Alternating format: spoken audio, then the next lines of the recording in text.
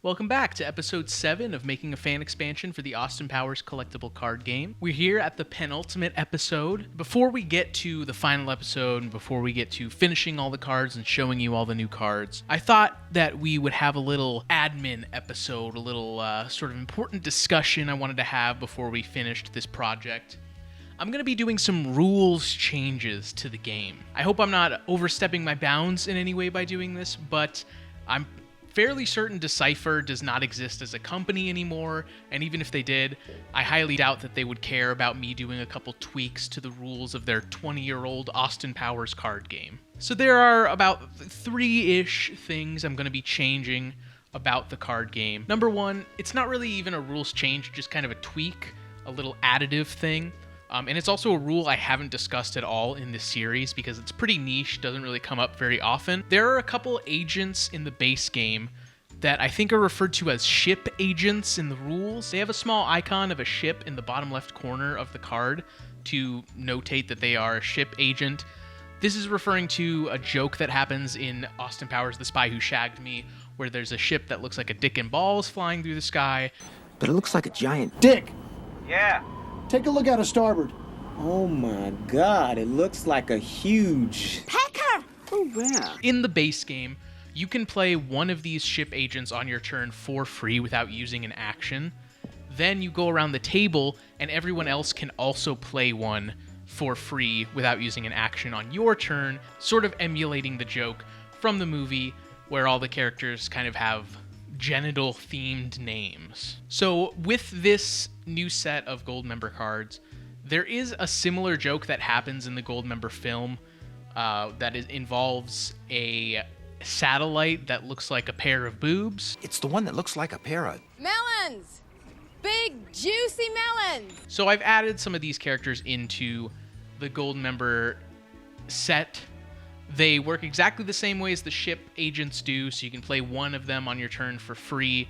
Then you go around the table and everyone else can also play one for free. So I'll have to add that to the rules. At the end of this project, I'll create an updated rules PDF, and it will include that ship and satellite agents will follow the same rules, essentially. So that's number 1. Number 2, kind of a big one, kind of a big change.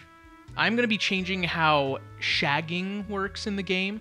So if you don't remember, in order to take out an opponent's agent, you have to either shag or assassinate them by using either a shagger or an assassin, which is noted by the icon in the top left corner of their card. Shagging in the base game, you could only shag with one of your agents and have them target an agent of the opposite gender as them. I want to preface this by saying I do understand that I'm talking about fictional characters written by Mike Myers for the film Austin Powers: The Spy Who Shagged Me, but I just don't feel comfortable assuming their genders or assuming their sexualities in any way, and the game asks you to do that. It asks you to see every character from the movie and assume that they are straight. And I want to push back on that a little bit, not just for, like, the grander identity politics of it all, but I want to push back on it specifically because Austin Powers is a swinger from the 60s.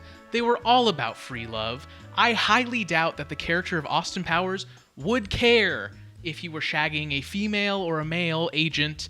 I don't think it matters. I think he's all about free love, and he's all about doing it with whoever's ready to get down and freaky, okay? So we are removing that restriction for the shagging aspect of the game.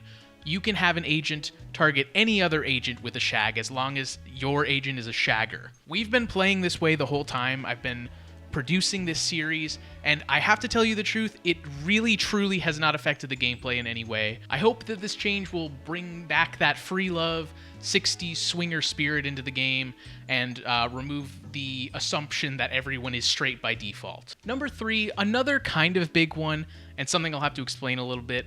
I'm going to be changing how deck building works. I didn't explain this at all because it's really confusing in the base rules, but if you look at the old cards, on the bottom right, there are these little colored circles.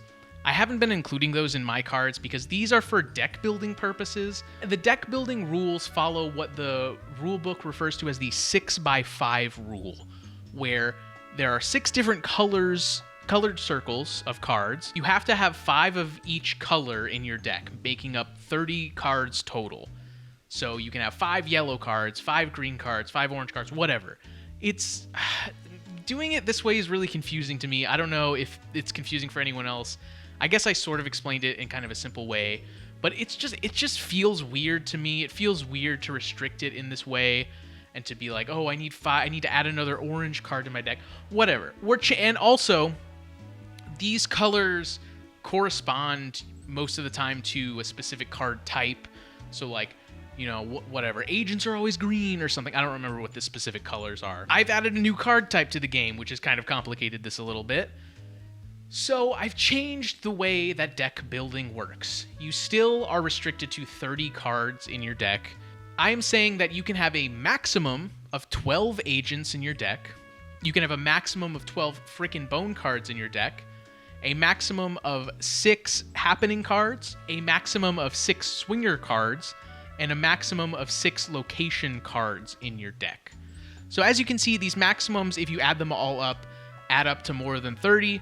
So this allows you a little wiggle room. You still have to only have 30 cards in your deck. So you could make a deck that's more agent heavy or more happening heavy, focused in whatever way you like. I think that this will help a lot. I think when I was deck building with me and my friends, it felt a little restricting to have to only have a specific number of a certain card. Some people wanted more frickin' bones in their deck. Some people wanted more swinger cards in their deck. So this will allow a little wiggle room in deck building. I think it'll allow for more creative expression in terms of deck building. So I hope that this is less confusing than the 6x5 rule.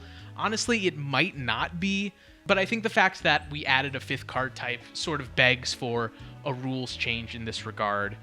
So we're getting rid of the colored pips, we're getting rid of the 5x6 rule, and these are the maximum number of these cards you're allowed to have in your deck, and then you can still only have 30 cards in your deck. That's it. That's the new rules changes we've made. Let me know what you think. I don't know, I mean, does anyone really care what the base game rules are? Am I the only one who's thinking this deeply about it? Probably.